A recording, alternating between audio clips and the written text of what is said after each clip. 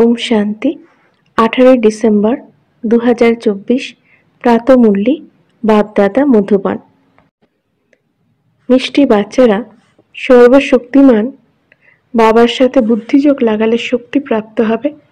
স্মরণের দ্বারাই আত্মারূপী battery charge হয়, আত্মা পবিত্র শতপ্রধান হয়ে যায়। প্রশ্ন: সঙ্গম যুগে তোমরা বাচ্চারা কি এমন পুরুষার্থ করো যার প্রারব্ধে তোমাদের দেবতা পদ প্রাপ্ত হয়? উত্তর: সঙ্গমে আমরা শীতল হওয়ার পুরুষার্থ করি। শীতল অর্থাৎ পবিত্র হলে আমরা দেবতা হয়ে যাই। যতক্ষণ না পর্যন্ত আমরা শীতল হতে পারছি, ততক্ষণ দেবতাও হতে পারবো না। এই সঙ্গমেই শীতল দেবী হয়ে সকলের উপরে জ্ঞানের ঠান্ডা জলের ছিটে দিয়ে সবাইকে শীতল করতে হবে। সকলের উত্তাপ শীতল করতে হবে, নিজেও শীতল হতে হবে, আর সবাইকেও করতে হবে। ওম শান্তি। বাচ্চাদের প্রথমে একটি কথা বুঝতে হবে ভালো করে, যে আমরা সবাই হলাম ভাই ভাই, আর শিব বাবা হলেন সকলের বাবা। তাকে সর্বশক্তিমান বলা হয়। তোমাদের মধ্যেই সর্বশক্তি ছিল। তোমরা সমগ্র বিশ্বের উপর রাজত্ব করেছিলে। ভারতের মধ্যেই এই দেবী দেবতাদের রাজত্ব ছিল। তোমরাই পবিত্র দেবী দেবতা ছিলে। তোমাদের কুল বা বংশে সবাই নির্বিকারী ছিল। কে নির্বিকারী ছিল? আত্মারা। এখন পুনরায় তোমরা নির্বিকারী হচ্ছ। সর্বশক্তিমান বাবার স্মরণে থেকে শক্তি গ্রহণ করছ। বাবা বুঝিয়েছেন, আত্মাই 84 বার শরীর ধারণ করে পার্ট প্লে করে। আত্মার মধ্যেই শতপ্রধানতার শক্তি ছিল, সেটাই আবার দিন দিন হ্রাস হয়ে গেছে। শতপ্রধান থেকে তমপ্রধান তো হতেই হবে। যেরকম ব্যাটারির শক্তি কম হয়ে গেলে মোটর বন্ধ হয়ে যায়, ব্যাটারি শক্তিহীন হয়ে যায়। আত্মার ব্যাটারি সম্পূর্ণরূপে শক্তিহীন হয় না, কিছু না কিছু শক্তি থাকে। যেরকম কেউ যদি মারা যায়, তখন তার উদ্দেশ্যে দীপ প্রজ্বলন করা হয়, তাতে ঘৃত ঢালতেই থাকে, যাতে সেই জ্যোতি নিভে না যায়। এখন তোমরা বাচ্চারা বুঝে গেছো যে তোমাদের আত্মার মধ্যে সম্পূর্ণ শক্তি ছিল, এখন নেই। এখন পুনরায় তোমরা সর্বশক্তিমান বাবার থেকে নিজের বুদ্ধিযোগ লাগিয়ে নিজের মধ্যে শক্তি অর্জন করতে থাকো। কেননা শক্তি কম হয়ে গেছে। শক্তি একদমই সমাপ্ত হয়ে গেলে শরীর থাকবে না। আত্মা বাবাকে স্মরণ করতে করতে একদম পবিত্র হয়ে যায়। সত্য যুগে তোমাদের ব্যাটারি সম্পূর্ণ শক্তি সম্পন্ন ছিল। পুনরায় ধীরে ধীরে কলা অর্থাৎ ব্যাটারি কম হতে শুরু করে।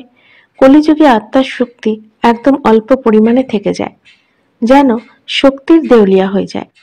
বাবাকে স্মরণ করলে আত্মা পুনরায় ভরপুর হয়ে যায়। তাই এখন বাবা বোঝাচ্ছেন, একজনকেই স্মরণ করো। উচ্চ থেকে উচ্চ সর্বশ্রেষ্ঠ হলেন ভগবান। বাকি যা কিছু আছে সব হলো তার রচনা। রচনার থেকে রচনা লৌকিক জগতের উত্তরাধিকার প্রাপ্ত করে। রচয়িতা তো হলেন একমাত্র অসীম জগতের বাবা। বাকি যা কিছু আছে সবই হলো লৌকিক জগতের।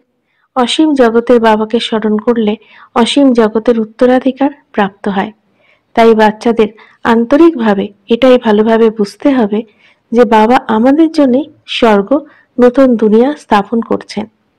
ড্রামা অনুসারে স্বর্গ স্থাপনা হচ্ছে, যেখানে তোমরা বাচ্চারা এসে রাজত্ব করো। আমি তো সদা পবিত্র থাকি। আমি কখনোই গর্ভ থেকে জন্মগ্রহণ করি না, না দেবী দেবতাদের মতো জন্ম নিই। কেবলমাত্র বাচ্চারা তোমাদেরকে স্বর্গের রাজত্ব দেওয়ার জন্য যখন ইনি 7 বছরের বানপ্রস্থ অবস্থায় উপনীত হন, তখন এনার শরীরে আমি এসে প্রবেশ করি। ইনি আবার নম্বর 1 তমপ্রধান থেকে নম্বর 1 শতপ্রধান হয়ে যান। উচ্চ থেকে উচ্চ হলেন ভগবান, তারপর হলেন ব্রহ্মা, বিষ্ণু, শঙ্কর, সূক্ষ্মবতনবাসী। এই ব্রহ্মা, বিষ্ণু, শঙ্কর কোথা থেকে এসেছেন? এটা কেবলমাত্র সাক্ষাৎকার হয়। সূক্ষ্মবতন মাঝখানে আছে। এখানে স্থূল শরীর থাকে না। সূক্ষ্ম শরীর কেবলমাত্র দিব্য দৃষ্টি দিয়ে দেখা যায়। ব্রহ্মা হলেন শ্বেত বস্ত্রধারী, বিষ্ণু হলেন হীরে জহরতে সজ্জিত, আবার শঙ্করের গলায় সাপ ইত্যাদি দেখানো হয়েছে। এইরকম শঙ্করাদি কেউ হয় না। দেখানো হয়েছে অমরনাথে শঙ্কর পার্বতীকে অমর কথা শুনিয়েছিলেন। এখন সূক্ষ্মবতনে তার মনুষ্য সৃষ্টি নেই, তাহলে সেখানে কথা কি করে শোনাবেন? বাকি সূক্ষ্মবতনের কেবলমাত্র সাক্ষাৎকার হয়। যে সম্পূর্ণ পবিত্র হয়ে যায় তারই সাক্ষাৎকার হয়, সেই আবার সত্য যুগে গিয়ে স্বর্গের মালিক হয়। তাই বুদ্ধিতে থাকা চাই যে এনারাই রাজ্যভাগ্য কি করে পেয়েছেন। লড়াই আদি তো কিছু হয় না, দেবতারা হিংসা কিভাবে করবে।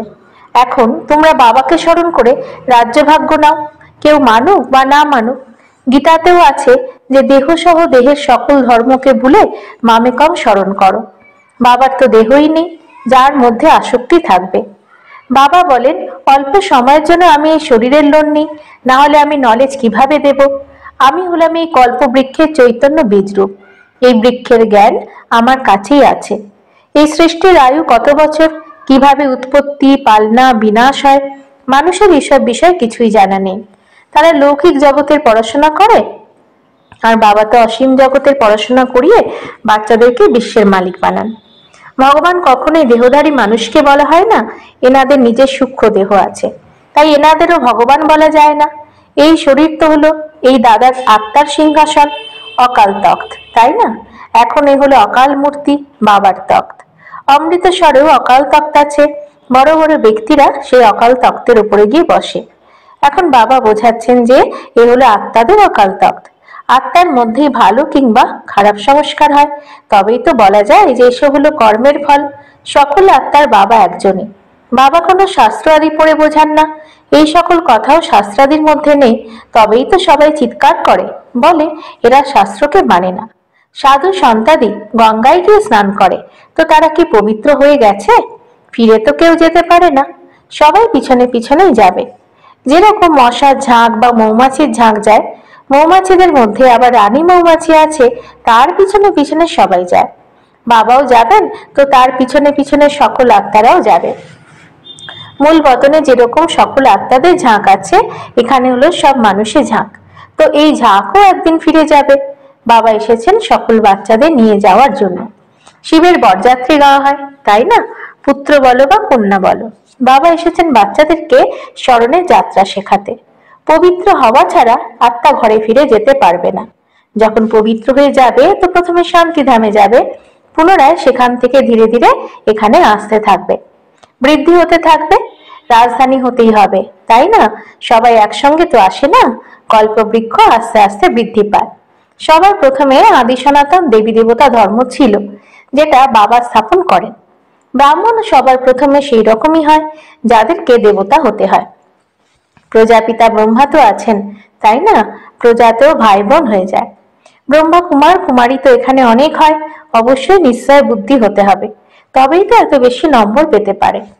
তোমাদের মধ্যেও যে পাকাপোক্ত হবে সেই এখানে প্রথমে আসবে, আর যে পরিপক্ক হবে না সে পিছনে আসবে। মূল বতনে সকল আত্মারা থাকে, যখন নিচে আসে তখন এখানে বৃদ্ধি হতে থাকে। শরীর ছাড়া আত্মা কিভাবে পার্ট প্লে করবে? এ হলো পাঠধারীদের দুনিয়া, যেটা 4 যুগ ধরে চলতে থাকে। সত্য যুগে আমরা দেবতা ছিলাম, পুনরায় ক্ষত্রিয়, বৈশ্য, শূদ্র হয়েছি। এখন এটা হলো পুরুষোত্তম সঙ্গম যুগ। এই যুগ এখনই তৈরি হয় যখন বাবা আসেন। এই অসীম জগতের জ্ঞান এখন অসীম জগতের বাবাই আমাদের প্রদান করে। শিব বাবা নিজের শরীরের কোনো নাম নেই, এই শরীর তো হলো দাদার। বাবা অল্প সময়ের জন্য এই শরীরকে লোন নেন। বাবা বলেন যে তোমাদের সাথে কথা বলার জন্য মুখ তো চাই আমার, তাই না? মুখ না হলে বাবা বাচ্চাদের সঙ্গে কথা বলবেন কি করে? আবার অসীম জগতের জ্ঞানও এই মুখ দিয়েই তোমাদের শোনায়। এই জন্য এনাকে গৌমুখ বলা হয়। পাহাড় থেকে জল তো যেদিক থেকে খুশি বের হতে পারে, তবু এখানে গোমুখ বানিয়ে দিয়েছে, তার থেকে জল বেরিয়ে আসে, সেটাকে আবার সবাই গঙ্গা জল মনে করে পান করে। সেই জলেরই আবার কত মহত্ব থাকে। এই দুনিয়াতে সবই হলো মিথ্যা, সত্য তো একমাত্র বাবা এসে শোনান। আবার সেই সমস্ত মিথ্যুক মানুষেরা বাবার জ্ঞানকে মিথ্যা মনে করে। ভারতে যখন সত্য যুগ ছিল তো একে সত্যখণ্ড বলা হতো। এই ভারতে আবার পূর্ণ হয়ে যায় তো প্রতিটা কথা, প্রতিটা জিনিস মিথ্যা হয়ে যায়। কতটা পার্থক্য হয়ে যায়। বাবা বলেন, তোমরা আমার কত গ্লানি করেছো, সর্বব্যাপী বলে কত নিন্দা করেছো। শিব বাবাকে আহ্বান করো এই কারণে যে এই পুরনো দুনিয়ার থেকে আমাকে নিয়ে চলো। বাবা বলেন, আমার সকল বাচ্চারা কাম চিতাতে বসে কাঙাল হয়ে গেছে। বাবা বাচ্চাদেরকে বলেন, তোমরা তো স্বর্গের মালিক ছিলে, তাই না? স্মরণে আসছে? সেসব কথা বাচ্চাদেরকেই তো বাবা এসে বোঝান, সমগ্র দুনিয়াকে তো বোঝান না, বাচ্চারাই বাবাকে বোঝে। দুনিয়া এসব কি কথা জানে? সব থেকে বড় কাটাই হলো কাম বিকার, নামই হলো পতির দুনিয়া। সত্যযুগ হলো 100% পবিত্র দুনিয়া। মানুষ পবিত্র দেবতাদের সামনে গিয়ে নমস্কার করে। হয়তো অনেক ভক্ত ভেজিটেরিয়ানও হয়ে থাকে, কিন্তু এমন নয় যে তারা বিকারগ্রস্ত নয়। এইরকম তো অনেক বাল্যকাল থেকেই ব্রহ্মচারীও আছে, ছোট থেকেই কোনো ছিচি খাবার খায় না। সন্ন্যাসীরাও বলে নির্বিকারী হও, ঘর বাড়ি সন্ন্যাস করে, কিন্তু আবার পরের জন্মে কোনো গৃহস্থীর কাছে জন্মগ্রহণ করে আবার পুনরায় ঘর বাড়ি ছেড়ে জঙ্গলে চলে যায়। কিন্তু তারা কি সত্যি পতিত থেকে পবিত্র হতে পেরেছে? না। পতিত পাবন বাবা শ্রীমৎ ছাড়া কেউ পতিত থেকে পাবন হতে পারে না। ভক্তি হলে নিচে নামার কলার রাস্তা। তাহলে আবার পবিত্র কি করে হবে? পবিত্র হলেই তো ঘরে ফিরে যেতে পারবে, স্বর্গে আসতে পারবে। সত্যযুগী দেবী দেবতারা কখনো ঘর বাড়ি ছেড়ে চলে যায় কি? বাইরের লোকেদের হলো লৌকিক জগতের সন্ন্যাস, তোমাদের হলো অসীম জগতের সন্ন্যাস। সমগ্র দুনিয়া, আত্মীয় বন্ধু ইত্যাদি সবকিছু সন্ন্যাস। তোমাদের জন্য এখন স্বর্গে স্থাপনা হচ্ছে। তোমাদের বুদ্ধি স্বর্গের দিকে রয়েছে। মানুষ তো নরকে আটকে আছে, তোমরা বাচ্চারা আবার বাবার স্মরণে আটকে আছো। তোমাদেরকে শীতল দেবী বানানোর জন্য জ্ঞান চিতার উপর বসানো হয়। শীতল শব্দের এগেইনস্ট হলো উত্তপ্ত। তোমাদের নাম হলো শীতলা দেবী। একজন তো হবে না, তাই না? অবশ্যই অনেক হবে যারা ভারতকে শীতল বানিয়েছেন। এই সময় সবাই কাম চিতার উপরে জ্বলছে। তোমাদের নামই হলো শীতলা দেবী, তোমরা হলে শীতলকারী ঠান্ডা জলে ছিটা দেওয়া দেবী। জলের ছিটে দেওয়া হয়, তাই না? এ হলো জ্ঞানের ছিটে, যেটা আত্মার উপর দেওয়া হয়। আত্মা পবিত্র হলেই শীতল হয়ে যায়। এই সময় সমগ্র দুনিয়া কাম চিতার উপরে চড়ে কালি হয়ে গেছে। এখন কলস প্রাপ্ত হয়েছে বাচ্চারা তোমাদের। কলস দ্বারা তোমরা নিজেরাও শীতল হও আর অপরদেরকেও শীতল বানাও। ইনিও শীতল হয়েছেন, তাই না? স্ত্রী পুরুষ একসাথে থাকে, ঘর বাড়ি ছাড়ার তো কোনো ব্যাপারই নেই। কিন্তু গোশালা তৈরি হয়েছে, তো অবশ্যই কেউ ঘর বাড়ি ত্যাগ করেছে। কি কারণে? জ্ঞান চিতার উপর বসে শীতল হওয়ার জন্য। যখন তোমরা এখানে শীতল হয়ে যাবে, তখনই তোমরা দেবতা হতে পারবে। এখন বাচ্চারা, তোমাদের বুদ্ধিযোগ পুরনো ঘরের দিকে যেন না যায়, বাবার সাথে বুদ্ধি আটকে থাকে। কেননা তোমাদের সবাইকে বাবার সাথে ঘরে যেতে হবে। বাবা বলেন, মিষ্টি বাচ্চারা, আমি পান্ডা হয়ে এসেছি তোমাদেরকে নিয়ে যাওয়ার জন্য। এ হলো শিব শক্তি, পাণ্ডব সেনা। তোমরা হলে শিবের থেকে শক্তি গ্রহণকারী, তিনি হলেন সর্বশক্তিমান। মানুষ তো বোঝে যে পরমাত্মা মৃত ব্যক্তিকে জীবিত করে তুলতে পারেন, কিন্তু বাবা বলেন, প্রিয় বাচ্চারা, এই ড্রামায় প্রত্যেকের অনাদি পাঠ প্রাপ্ত হয়েছে। আমি ক্রিয়েটার, ডাইরেক্টর, প্রিন্সিপাল, অ্যাক্টর। ড্রামার পাঠকে আমরা কোনোভাবে চেঞ্জ করতে পারবো না। মানুষ বোঝে যে গাছের পাতাও পরমাত্মার আদেশে নড়ে, কিন্তু পরমাত্মা তো নিজে বলেছেন যে আমি এই নাটকেরই অধীন, এর বন্ধনে বাধা রয়েছি। এইরকম নয় যে আমার আদেশে এই পাতা নড়বে। সর্বব্যাপীর জ্ঞান ভারতবাসীকে একদম কাঙাল করে দিয়েছে। বাবার জ্ঞানে ভারত পুনরায় শির মুকুট হয়ে ওঠে। আচ্ছা, মিষ্টি মিষ্টি হারানিধি বাচ্চাদের প্রতি মাতা পিতা বাপদাদার স্মরণে স্নেহ সুমন আর সুপ্রভাত। আত্মাদের পিতা তার আত্মারূপী বাচ্চাদেরকে জানাচ্ছেন নমস্কার। আমাদেরও বাপদাদাকে ধন্যবাদ, নমস্কার। ধারণার জন্য মুখ্য সার: 1. সূর্যবংশীতে সর্বপ্রথমে আসার জন্য নিশ্চয় বুদ্ধি হয়ে সম্পূর্ণ নম্বর নিতে হবে, পাক্কা ব্রাহ্মণ হতে হবে, অসীম জগতের জ্ঞানকে স্মরণে রাখতে হবে। 2. জ্ঞান চিতাতে বসে শীতল অর্থাৎ পবিত্র হতে হবে। জ্ঞান আর যোগের দ্বারা কর্মাবলীকে সমাপ্ত করতে হবে। বুদ্ধিযোগ সর্বদা এক বাবাতেই যেন আটকে ঝুলে থাকে। বরদান: ব্রাহ্মণ জীবনের শ্রেষ্ঠ স্থিতিরূপী মেডেল প্রাপ্তকারী বেগমপুরের বাদশাহ ভব। তোমরা সবাই নিজেদের স্বস্থিতি ভালোর থেকেও ভালো বানানোর জন্য ব্রাহ্মণ হয়েছ। ব্রাহ্মণ জীবনের স্থিতি হলো তোমাদের প্রপার্টি। এটাই হলো ব্রাহ্মণ জীবনের মেডেল।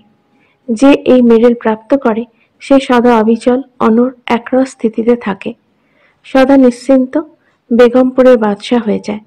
সে সর্ব ইচ্ছাগুলির থেকে মুক্ত, ইচ্ছা মাত্র অবিদ্যা স্বরূপ হয়ে যায়। স্লোগান: অটুট নিশ্চয় আর নেশার সাথে বলো আমার বাবা, তাহলে মায়া কাছেও আসতে পারবে না। ওম শান্তি।